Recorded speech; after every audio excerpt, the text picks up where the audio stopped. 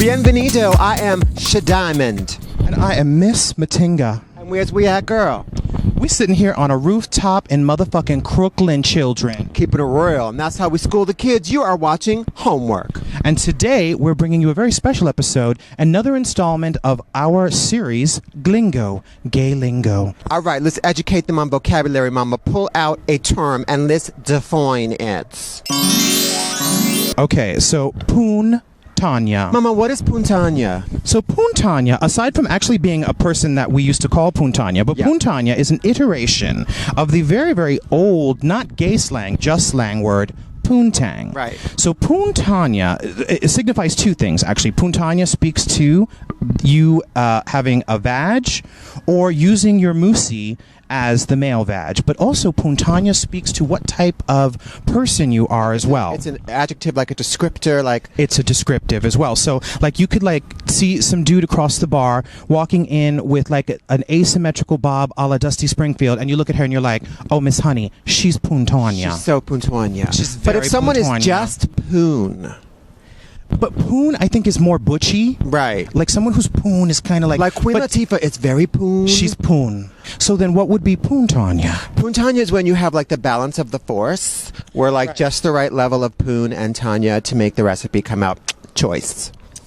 Like I'm Puntanya. Like Mary J. Blige is Puntanya. Not after she stopped taking them steroids. I know. You know she was taking steroids, right? Who do you think was selling them to her? Okay, kids, moving on. Let's pull out another term, girl. What do we got here? What do we got here, Titty Magoo? Titty Magoo! Ooh, for the ripening. For the ripening. What is for the ripening?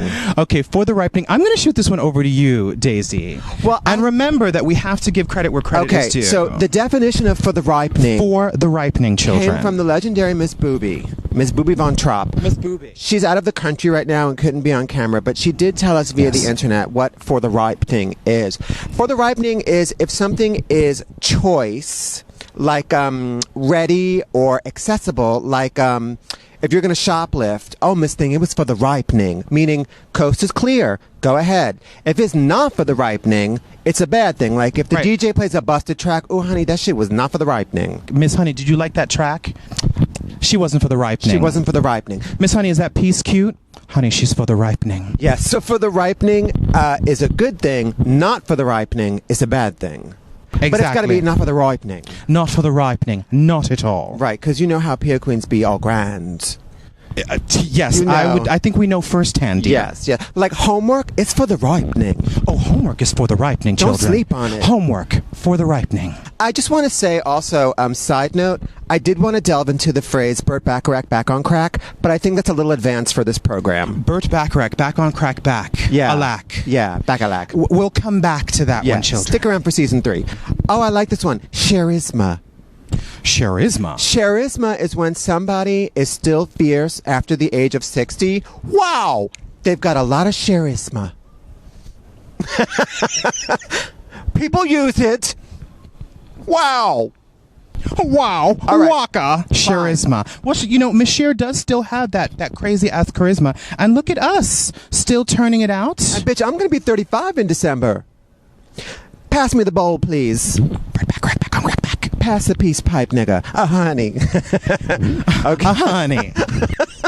The next term is tangy.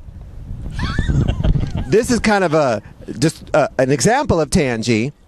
Tangy, which is different from tangy. Right. Tangy is different from tangy. Tangy is literally the look you have on your face after you give a really wet blowjob. Exactly. Oh my God, you look tangy. Kind of wet and blousy, but girl, satisfying. Tangy. This is tangy. This is tangy, meaning kind of skank, sleaze, maybe a little moist. Slightly wet, but kind of skanky, but definitely cunty. Yeah. Miss Honey, she's tangy. Like, you know, if you're walking up the street at 9 a.m. and you see a hooker who's been out all night long, she's looking tangy. Right. 6 hours earlier, she was tangy. She was tangy and far more tasty, but now she's tangy. Especially now that her shorts are all the way up her crack. Right. It's just like Right. Next on the lesson plan. Yags and gala. Yags and gala. Simple. Yags and gala are both very simple ways to say drag. Right. I love the expression "getting up in gala." Also, people use the word "geesh" as well. Up in the geesh. Up in the geesh. Yeah. Oh, that's a new one to me. Yeah. Up in the geesh, gala, and then yags. I think yags and skags go together. Like skag drag. Skags drag. So like a Livonia. Like who's a skaggy drag? Like any of them at 6 a.m. Exactly, a skag drag. Skag drag, like Christine from Texas. You know Christine, Fix My Dick. Yeah. Skag drag. That's a skaggy kind of drag. Yeah. Yeah, and also I think skag always means facial hair, almost. Right. Almost always. I wish I could do it, but I'm just so supernaturally smooth. Yes. It's my curse. Yes. Your name is Cherish with a Y. It really is, and I've got a lot of charisma. Yeah. Okay, so yags and gala simply means drags or dragas. Drags. The dragas. Drags. This one is self-explanatory, and I hurl it all the time. A stank bitch. A stank bitch is some queen getting in your face, being stanky, being bitchy, being nasty, or someone who's kind of a lowlife is a stank bitch. The co-hosts of HOMEWERQ. We stank bitches. We stanky bitches. There is another meaning. Which is? A stank bitch is an ugly person with a hot guy. That's well, but I always thought that was a tit bitch. A tit bitch? A tit bitch is a gorgeous straight man with an ugly woman. That's a tit bitch. Okay, so tit bitch, stank bitch, it means a hot guy with some ugly troll on his arm. Yes. You know, I have been called a stink bitch. And it was true. It was true. On those rare occasions when I've had hot guys.